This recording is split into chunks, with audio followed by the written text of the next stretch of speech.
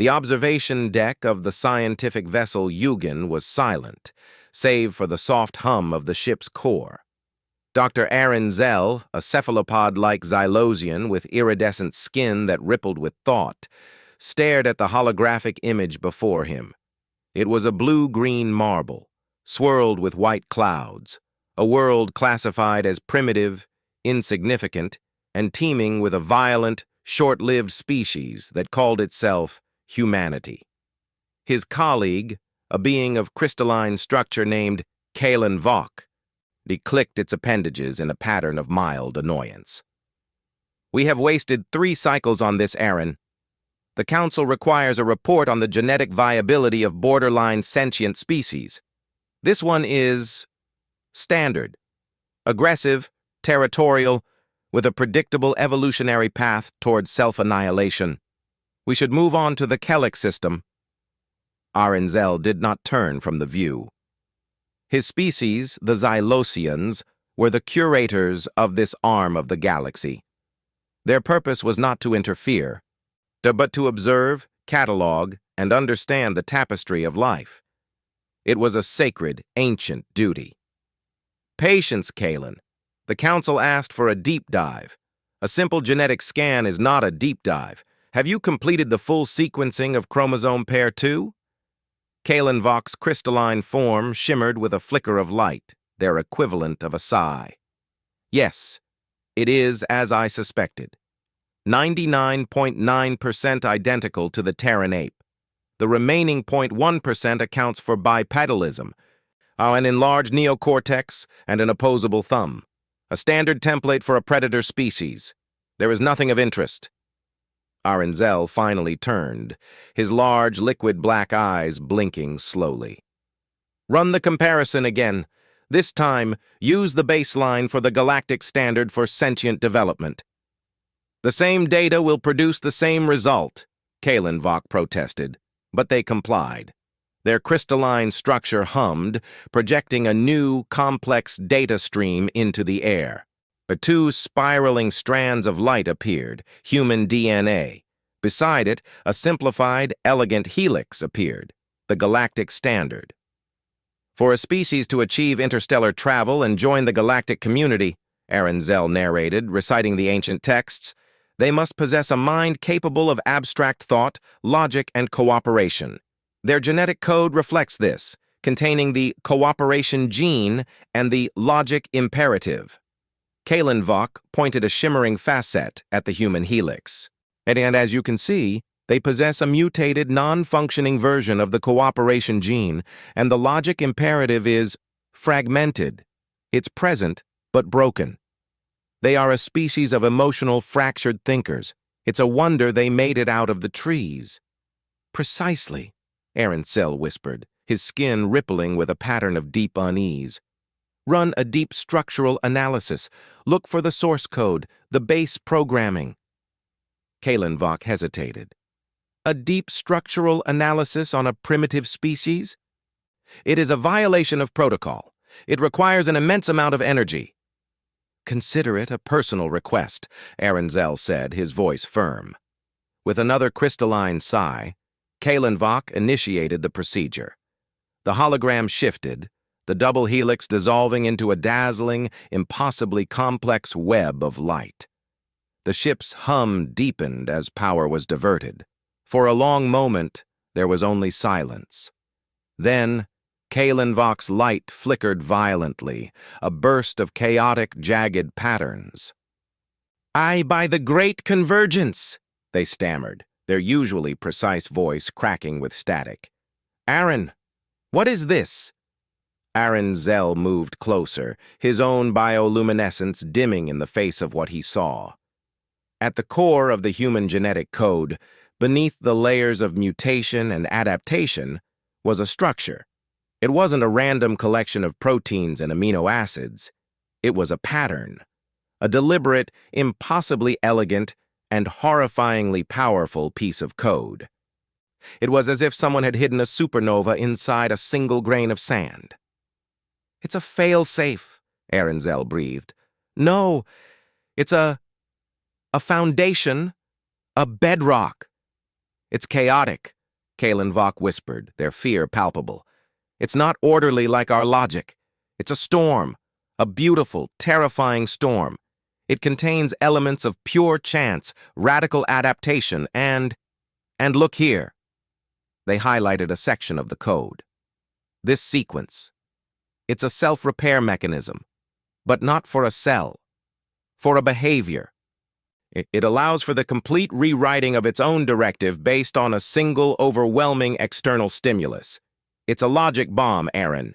It's built to break its own rules. Aaron Zell understood then. For eons, the Xylosians and other elder races had assumed sentience followed a path. Logic, cooperation, a slow, steady climb to enlightenment. They had bred these traits into themselves over millions of years. But humanity had been given a different gift. They weren't built for stability, and they were built for survival. Their genetic code wasn't a blueprint for a peaceful citizen, it was the ultimate weapon of a survivor. They don't have the cooperation gene because they don't need it to cooperate, Aaron Zell said, the realization dawning on him like a cold sunrise. They cooperate out of choice, out of fear, out of love, out of hate. Their logic isn't an imperative. It's a tool they can choose to use or ignore. This code, it's not a limitation. It's a permission slip. It grants them the ability to be anything, to adapt to anything. He pointed a trembling tentacle at the core structure. This is the alarming discovery, Kalen. This isn't the DNA of a species that will one day join the galactic community. This is the DNA of a species that, if it ever figures out how to use these tools, will become the galactic community. And we, with our perfect logic and careful cooperation, have absolutely no idea what that means. Kalen Vok stared at the chaotic, a beautiful, terrifying code. Their entire understanding of the universe, so carefully ordered and logical, was shattering against the immutable fact of human potential. The primitive, violent species on the blue-green marble below was not a footnote in the galaxy's history. They were a question mark. And for the first time in a million years, the curators were afraid of the answer. The silence on the Yugan stretched on, filled not with the hum of the ship, but with the echo of a single, a terrifying truth. The galaxy was not ready for humanity. And humanity, blissfully unaware, was busy building its first spaceships. The discovery on the Yugan sent a tremor through the highest echelons of Xylosian society. Aaron Zell and Kalen Vok were immediately recalled to the luminescent spire, the towering crystalline structure that served as the seat of the Council of Curators. The chamber was a vast, echoing space filled with the most ancient and wise beings in that part of the galaxy. And they were beings of pure energy, beings of solidified light, ancient hive minds, and solitary planet-bound intelligences. They had seen civilizations rise and fall like waves on a shore.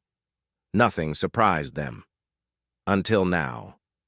Aaron Zell presented his findings, his skin rippling with the full, unedited data stream of his fear and awe.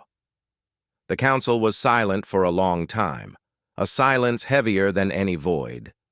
Finally, the eldest, a being known only as the Prime Observer, spoke. Its voice was not a sound, but a direct resonance in the mind of every being present. This is unprecedented, a species whose very foundation is built upon what we would consider flaws. How is this possible? A being of pure energy, the archivist of origins, pulsed with light. I have searched the historical deep cores. There are no records of any precursor race seeding this world. The planet, Terra, is in a quiet, unremarkable system. There is no reason for such an anomaly. Perhaps it is an evolutionary accident, offered a hive-minded insectoid race, their collective voice a droning hum. A perfect storm of planetary conditions that forged this chaotic code. No accident could produce this level of structural integrity, Kalenvok interjected, their crystalline forms steadier now, though still flickering with residual anxiety. This is architecture. It is robust, redundant, and designed for one purpose: to overcome. It is the genetic equivalent of a siege weapon. The debate raged for cycles. Some argued for immediate quarantine, to isolate humanity on their world forever. Others, more cautious, advocated for observation, to study this anomaly from a safe distance. A radical few, secretly terrified, suggested eradication, a preemptive strike to eliminate a potential future threat. The prime observer silenced them all. We will do what we have always done. We will observe, but we will do so with new eyes. We must understand the mind that this code creates. We must understand the human. And so, a new clandestine mission was born. The Xylosians, masters of subtle observation, would not just study human genetics. They would study human behavior. They would embed themselves not as physical beings, but as observers in the stream of human consciousness. They would watch their wars, their art, their loves, and their losses. They would try to understand the chaotic storm they had seen in their DNA. But a team of psychological specialists was assembled, beings whose entire existence was dedicated to understanding the motivations of other species. Their leader was a being named Solen Vey, a Xylosian who had spent millennia studying the most complex and contradictory species in the galaxy.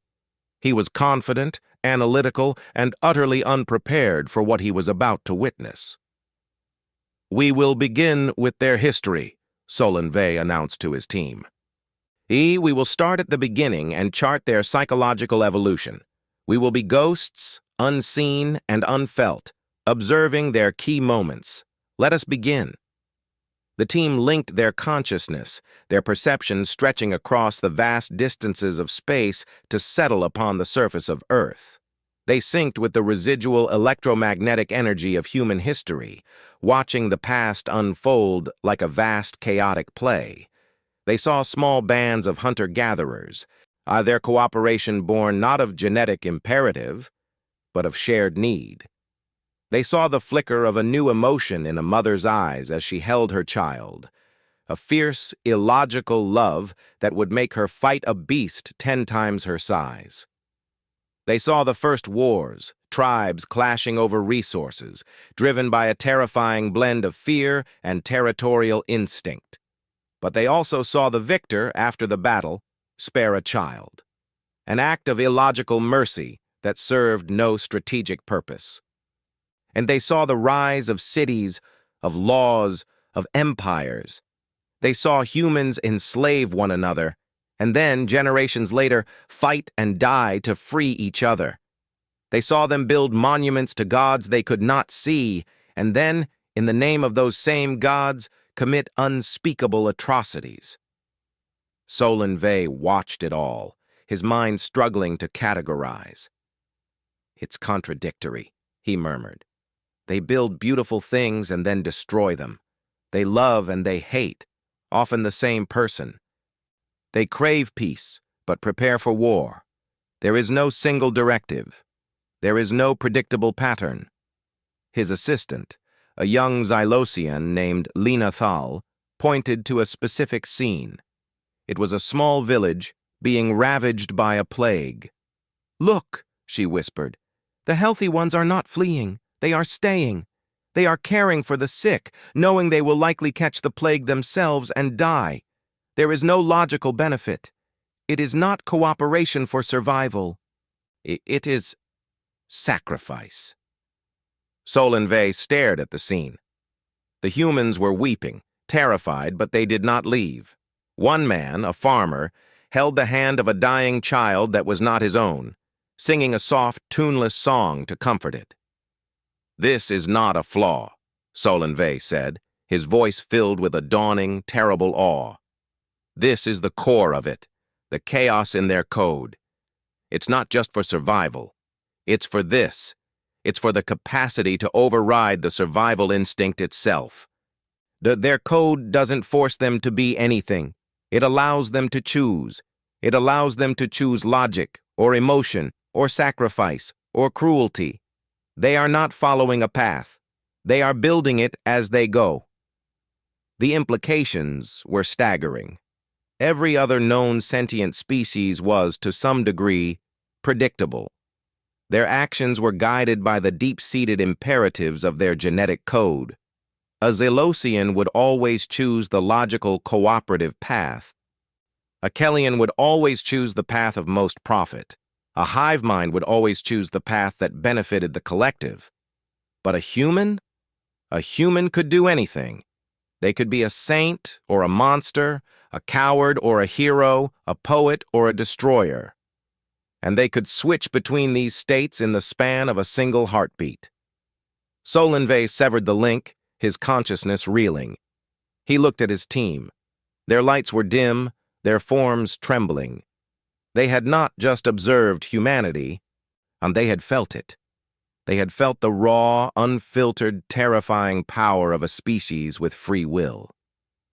"Report to the council," Solenve said, his voice hollow. Tell them the genetic code was not an anomaly. It is a perfect reflection of the being it creates. Humanity is not a species with flaws. Humanity is the flaw, the beautiful, terrifying, unpredictable flaw in the fabric of the cosmos. And we have no idea what to do with them. The reports from Solenve's team only deepened the council's unease. The concept of a species whose primary directive was choice was not just alien, it was existentially threatening to the established order. For millions of years, the galactic community had thrived on predictability. Alliances were based on understood motivations.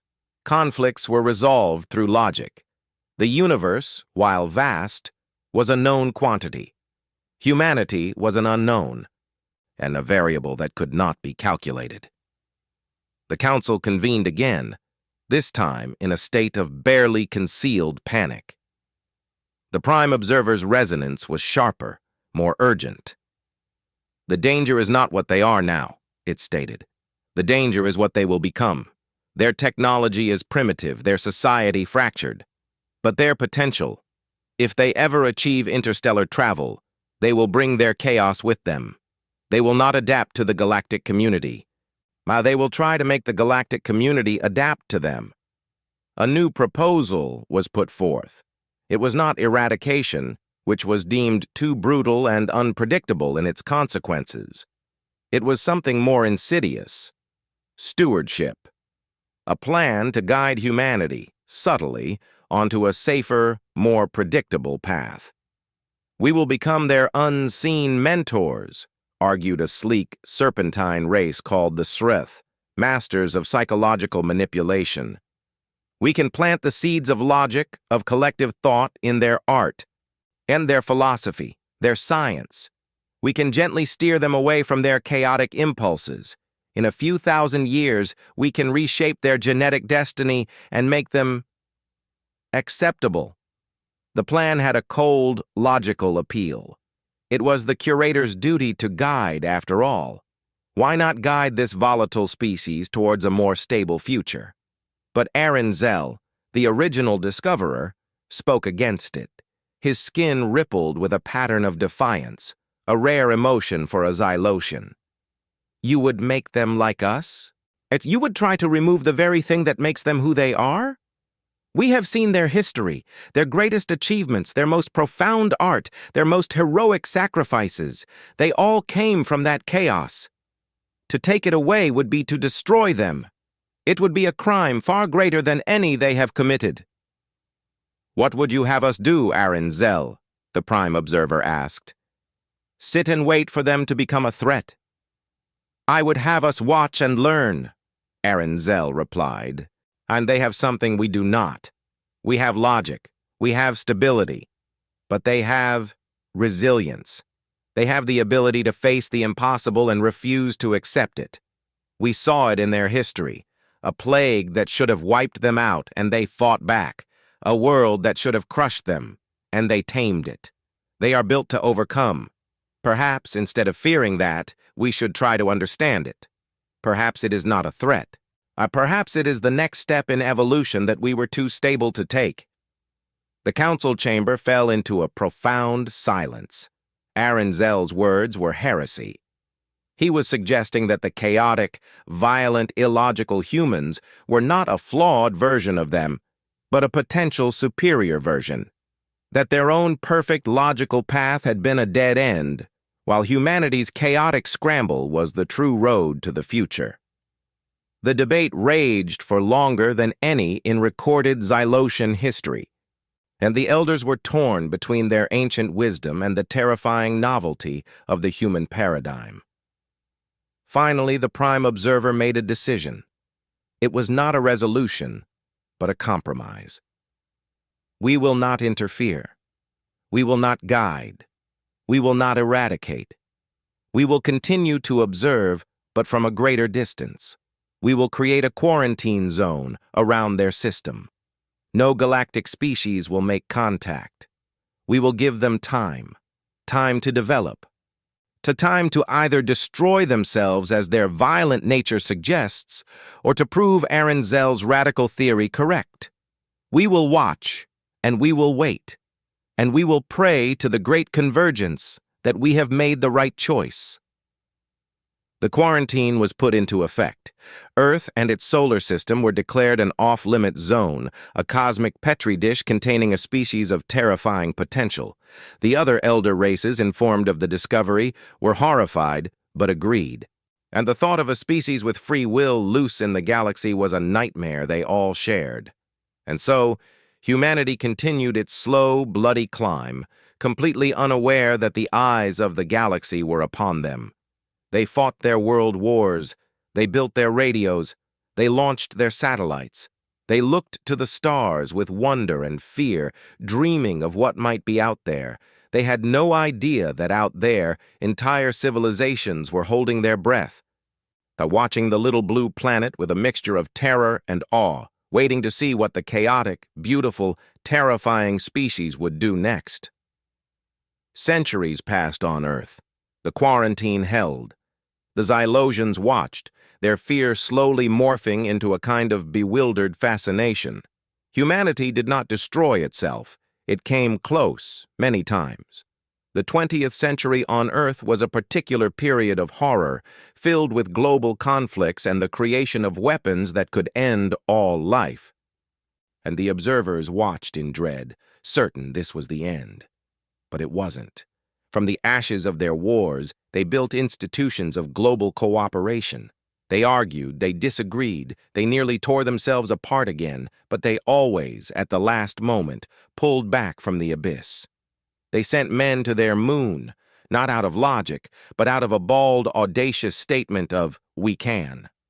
They pointed telescopes at the stars and wondered, not with the cold curiosity of a scientist, but with the yearning of a child looking for a friend. Solanvey, now old and wise, spent his remaining cycles watching them. He saw them grapple with their own nature, writing stories and making art that explored the very chaos that so terrified the galaxy.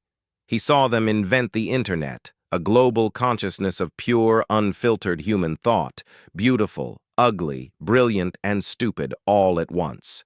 He came to a profound realization. Their chaos was not a flaw. It was an engine.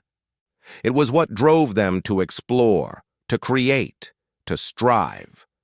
Their logic was not an imperative, but a tool they used to serve their passions. A human didn't build a rocket because it was logical. They built it because they were passionate about reaching the stars. Then the day came that the galaxy had dreaded and anticipated in equal measure. A Xylosian scout ship, patrolling the far edge of the quarantine zone, picked up a signal. It was faint, clumsy, and broadcast on multiple frequencies. It was a message from Earth, repeated in thousands of languages, beamed towards the stars. It was a greeting, a simple, hopeful, terrifying greeting. "Hello, we are the people of Earth. We come in peace.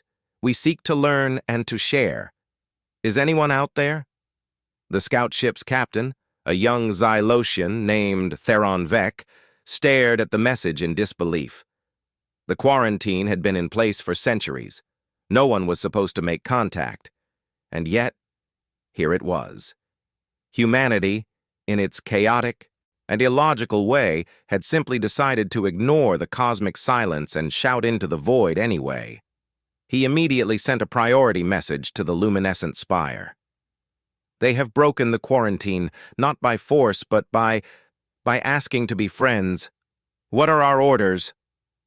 Panic erupted once more in the council chamber. The prime observer, now an ancient being of fading light, resonated with a weary confusion. How? How did they know we were here? How did they know to send a message now? Solon Vey, who had been brought to the council as a consultant, spoke softly. They didn't know, Prime Observer. They don't know about us. They're not responding to us. They're just hoping. They looked at the vast, empty, silent universe and decided, against all logic, that they were not alone, and they chose to say hello. The council was stunned. The humans had no proof, no evidence.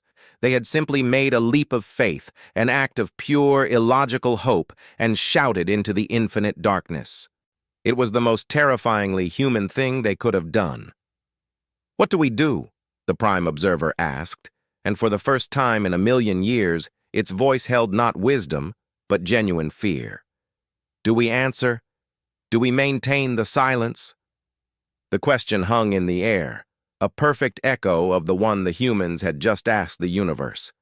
The fate of two civilizations, one old and wise, one young and reckless, hung in the balance. The decision to respond was not made lightly. It took decades of debate within the Xylosian Council and consultations with every major race in the galactic community. The Srith argued for continued silence, warning of the inevitable chaos contact would bring. Others, like the ancient archivists, argued that the prime directive of all sentient life was to seek knowledge, and humanity's message was a plea for that very thing. To ignore it would be a violation of a universal principle older than any of them. In the end, or it was Arenzel's words that tipped the scale. He was ancient now. His skin faded, but his mind was as sharp as ever. "We have watched them for centuries," he resonated to the council. "We have seen them at their worst and at their best. They are violent, yes. They are illogical. But they are also brave, compassionate, and endlessly, stubbornly hopeful. They sent that message knowing it might be answered by monsters. They sent it anyway. That is not the act of a species that wants to conquer, and that is the act of a species that wants to connect. If we turn away from that, we are not preserving order. We are rejecting the most beautiful thing the universe has ever produced." The council finally voted. The quarantine was lifted. A single, simple message was crafted and sent back to Earth. It was not in any human language, but in a universal constant, a prime number sequence that any mathematical mind would recognize as deliberate. It was a handshake, a confirmation. "We hear you." The impact on Earth was profound. The confirmation of extraterrestrial life, the knowledge that they were not alone, united humanity in a way no war or disaster ever had. For a brief, shining moment, the squabbling nations of Earth looked to the stars as one. A Xylosian diplomatic vessel, the ambassador's Hope, was dispatched to make first contact.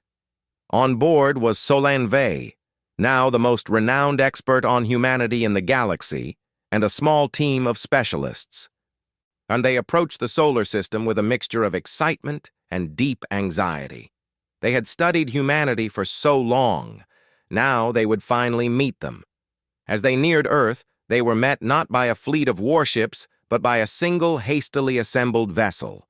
It was a repurposed scientific ship named the Golden Record. On its hull, in dozens of languages, was a single word: welcome. The Xylosian ship and the human ship met in the void between Earth and its moon. It was a moment of profound silence, a silence filled with the weight of centuries of observation and the bright, sharp hope of a new beginning. Solon Vey requested a direct visual feed. He wanted to see them with his own eyes. The view screen flickered to life, and he saw them. They were soft, fragile-looking creatures encased in bulky suits. They had 2 eyes, a nose, a mouth. They looked terrified. They looked hopeful. They looked exactly as he had imagined. One of the humans, and a woman with kind eyes and a steady voice, spoke. Her words were translated by the ship's AI. "Welcome to Sol System. We are the people of Earth. We have so many questions." Solon Vey stared at her, at this being of chaotic code and limitless potential. He thought of all he had seen, the wars, the art, the sacrifices, the stupidities, the triumphs. He thought of the beautiful, terrifying storm in their DNA. And for the first time in his long life, Solon Vey, the master of logic, did something he had never done before. He smiled. It was a poor imitation of a human expression, a slight quirk of his facial tentacles, but the intent was there. It was a gesture of pure, illogical warmth. "We have just as many," he replied, his voice soft. "And for the first time, we have someone to ask." The first contact was not a meeting of minds. It was a meeting of hearts. The humans, with their illogical bravery, had reached out. And the Zelosians, with their ancient wisdom, had finally chosen to reach back. The galaxy would never be the same.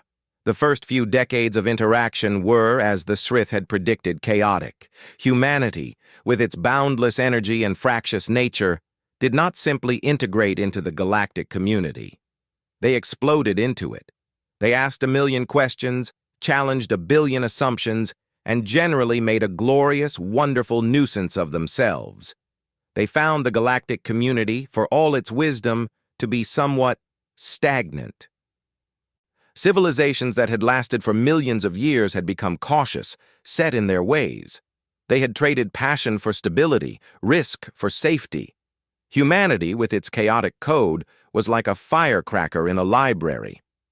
A young human diplomat named Kai Chen was the first to truly articulate the difference. During a tense trade negotiation with the ultra-logical Kellians, who were trying to swindle Earth out of its few resources, he stood up and said, "Your logic is flawless. Your proposal maximizes your profit and minimizes your risk. According to your own cultural axioms, it is a perfect deal." The Kellian ambassador preened. "Then you agree?" "No," Kai said, smiling. "I don't. You see, you've calculated based on our resources and our needs, but you forgot to calculate for something you don't have. You forgot to calculate for our pride, our stubbornness, and our deep-seated illogical refusal to be pushed around. We know this is a bad deal. We know you're trying to take advantage of us. And even if it costs us everything, we will walk away from this table before we accept it. That's not logical, but it's human."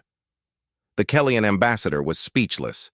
He recalculated, factoring in this new, bizarre variable. No matter how he ran the numbers, the human response was not a factor he could quantify. He had no algorithm for pride. Stories like this spread throughout the galactic community. The humans were unpredictable, and they would give their last loaf of bread to a starving alien race they had just met, an act of breathtaking generosity. And then, in the next moment, they would argue for weeks over the price of a simple mining contract. They were maddening, confusing, and utterly captivating. The Xylosians watched with a mixture of pride and amusement. Their chaotic species was not destroying the galaxy. They were waking it up. They were introducing concepts that had been forgotten for eons: passion, art for art's sake, stubborn hope, and the sheer, unadulterated joy of exploration.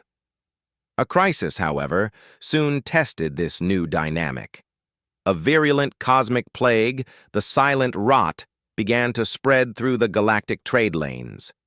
It was a slow, incurable blight that ate away at the crystalline structures of species like the Xylosians and the Kellians. The elder races, with their logical, cautious approach to medicine, worked for decades to find a cure, testing and retesting, ensuring perfect safety. The plague spread. Humanity watched in frustration. "You're trying to find a perfect solution while your people are dying," a human doctor, Isabella Rossi, shouted at a Xylosian medical council. "You need to try something." "We cannot risk introducing a treatment that might be worse than the disease," the lead Xylosian healer replied, his logic impeccable. Isabella looked at the rows of dying crystalline beings. She didn't see logical problems. She saw suffering. And in the grand tradition of her species, she decided to ignore the rules. She and her team, using human medical knowledge and a healthy dose of intuition, developed a radical treatment. It was risky. It was untested. It had a high probability of failure. But it also had a chance. "We want to try it," she told the council. "On whom?" the healer asked, horrified. "On me," Isabella said simply. She injected herself with the untested serum. The council was aghast. It was suicide. It was illogical. It was insane. For 3 days, Isabella hovered between life and death. Her human physiology fought the serum, adapted to it, overcame it. On the 4th day, she woke up. She was weak, but she was alive, and she was immune. The cure was not perfect. It was harsh and had side effects. But it worked. The Xylosian healers, stunned, analyzed her blood, her adapted cells. They saw her DNA in action, the chaotic storm adapting, overcoming, surviving. And they saw the fail-safe Aaron Zell had discovered so long ago, working exactly as it was designed to.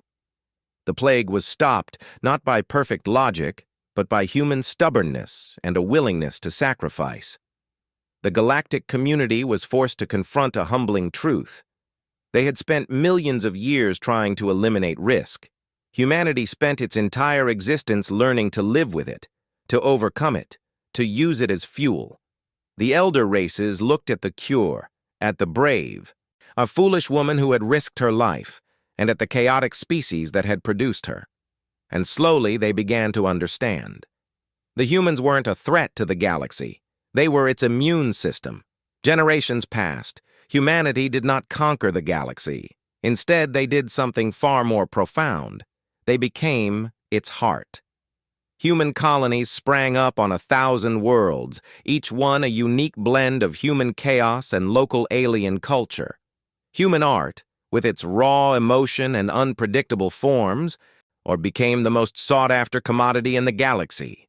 Human music, from classical symphonies to raucous rock and roll, could be heard in the trading posts of the Outer Rim and the glittering spires of the core worlds. Human scientists, driven by curiosity rather than logic, made breakthrough after breakthrough, often by trying things that shouldn't work. Human diplomats, with their frustrating blend of stubbornness and empathy, brokered peace between races that had been at war for millennia. The Xylosians watched their primitive species with a sense of wonder. They had been the curators, the observers. Now they found themselves being curated. Humanity was teaching them how to feel, how to take risks, how to live. Aaron Zell, now the oldest living Xylosian, was brought to a human world for the first time. He was frail, his skin barely shimmering, but his eyes were as bright as ever. He was taken to a museum dedicated to the history of first contact. In the center of the main hall, and under a single beam of light, was a simple display case. Inside it was a vial, a small, unassuming vial of fluid. The placard beneath it read, "The original DNA sample taken by Dr. Aaron Zell of the Xylosian vessel Yugen." The sample that revealed the alarming truth about humanity and changed the galaxy forever. Aaron Zell stared at it, his mind flooded with memories. He remembered the fear, the confusion, the awe. He remembered thinking humanity was a flaw, and he remembered thinking they were a threat. A small human child, no more than 6 or 7 standard years old, tugged on the sleeve of his environmental suit. "Mr. Alien, sir?" the child lisped. "Is that really your vial?" Aaron Zell looked down at the child. The child looked back, unafraid, his eyes filled with the same bright, illogical curiosity that had defined his species for 1,000,000 years. "Yes, little one," Aranzel resonated, his voice translated by a small device. "Yan, it is." "What did you think when you first saw us?" the child asked. Aranzel was silent for a long moment. He looked from the vial to the child, to the bustling museum filled with humans and aliens interacting, laughing, learning. He saw a Xylosian and a human sharing a meal at the museum's cafe, their conversation animated and joyful. He saw a group of Kellyan children playing a game of human football, their logical minds struggling with the beautiful chaos of the sport. And he looked back at the child whose name, he would later learn, was Leo. And for the first time, he fully understood. "I thought you were a mistake, Leo," Aranzel said, his voice soft. "I thought your code was broken. I was afraid of you." Leo's face fell a little. "Oh, but I was wrong," Aranzel continued. "Your code isn't broken. It's the most perfect thing I have ever seen. It's a song, a beautiful, chaotic, ever-changing song. And the galaxy was silent for so long. We had forgotten what music sounded like. You reminded us." Leo grinned, a huge, gap-toothed smile. "Cool. Do you want to come to my house for dinner? My mom makes really good pasta." Aranzel, the ancient curator who had once feared humanity, felt a warmth spread through his being that no logic could explain. "I would be honored, Leo." As he followed the child out of the museum, he paused at the entrance and looked back at the vial one last time. It was just a sample, just a collection of molecules. But it had contained a universe. It had contained the potential for all of this. He turned and walked out into the human sun, towards a dinner of pasta and the joyful, unpredictable, wonderful chaos of a human family. The galaxy was no longer a quiet, orderly place. It was loud, messy, and full of life, and it was perfect.